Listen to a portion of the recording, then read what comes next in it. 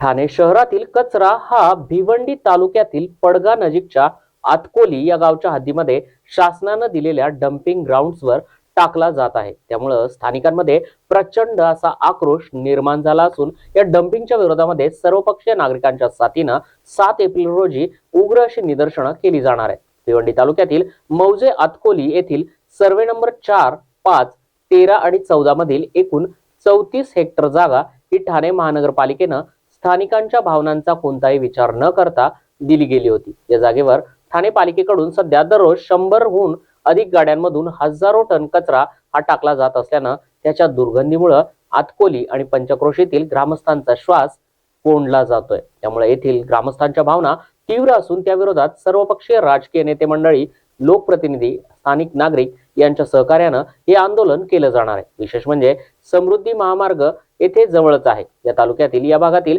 32 गावच्या विकासाची जबाबदारी महाराष्ट्र रस्ते विकास महामंडळ यांच्याकडे सोपवण्यात आली आहे। याच भागामध्ये मुंबई क्रिकेट असोसिएशन आंतरराष्ट्रीय दर्जाचं क्रिकेट स्टेडियम देखील उभारत आहे।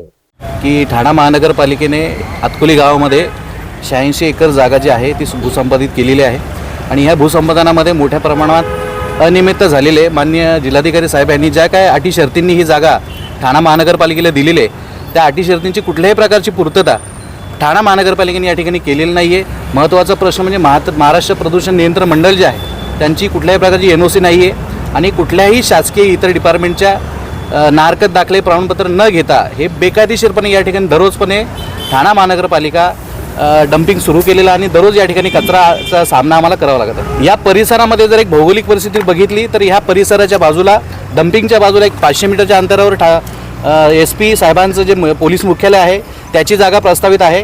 1 किलोमीटर अंतरावरती बृहन्मुंबई महानगरपालिकेचं पिसे डॅम आहे। त्याच्यानंतर या परिसरामध्ये लॉजिस्टिक हब आहे। साधारणपणे लाखो लोक ह्या परिसरामध्ये काम करतात।